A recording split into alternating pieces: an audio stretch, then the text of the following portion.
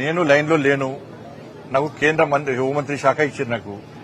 కాబట్టి ఏ కార్యకర్తను కూడా కమిట్మెంట్తో పార్టీ కోసం సిద్ధాంతం కోసం పనిచేసే కార్యకర్త పార్టీ నిబంధనలకు అనుగుణంగా పనిచేయాలి.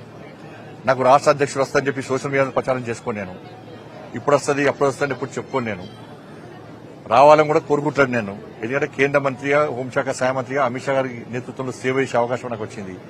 గతంలో రాష్ట్ర అధ్యక్షుడిగా పనిచేసి ఇలా కార్యకర్తల సత్తా ఏందో మేము నిరూపించినాం. మొన్న ఎమ్మెల్సీ ఎన్నికలు కూడా కార్యకర్తల సత్తా ఏందో నిరూపించినాం. 8 ఎమ్మెల్సీలు 8 ఎంపీలు గెలిచాం, 8 ఎమ్మెల్యేలు గెలిచినాం. భారతీయ జనతా పార్టీ కార్యకర్తల సత్తా ఏందో నిరూపించినాం. కాబట్టి నేను అధ్యక్షుడిగానే ఏందో నిరూపించుకున్నా. కాబట్టి నేను అందరి లెక్క ఏదో ఇప్పుడే వస్తుంది అప్పుడే వస్తుంది వచ్చింది నన్ను కలవండి అని చెప్పి చెప్పుకునే ప్రయత్నం మా పార్టీలో జరగదు. అది అటువంటి పద్ధతి మా పార్టీలో ఉండదు. పార్టీ నిర్ణయిస్తుంది. ఇంకొకటి చెప్తున్నా, సోషల్ మీడియాలో ఎవరి పేరు వస్తుందో ఎవరి పేరు పెట్టుకుని తప్పుడు వాళ్ళు ప్రచారం చేసుకుంటారో వాళ్ళు ఎవరి పేర్లు ఉండవు. కేంద్ర నాయకత్వం చాలా సీరియస్గా ఉంటుంది. తప్పుడు ప్రచారాలు చేసుకుంటే వాళ్ళను నాకు వస్తుందని చెప్పుకుంటే తప్పవుతుంది. పార్టీ ఒక క్రమశిక్షణ పార్టీ, సిద్ధాంతం కోసం పనిచేసే పార్టీ. ఈ పార్టీని పదవిలకు ఒక బాధ్యతకు అనుకుంటాం.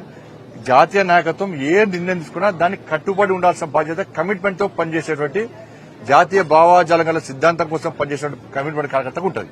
ఇది గుర్తుంచుకోవాలి. అందరం కూడా కార్యకర్తలను కన్ఫ్యూజ్ చేయొద్దు, ప్రజలను కన్ఫ్యూజ్ చేయొద్దు. తప్పవుతుంది. ధన్యవాదాలు.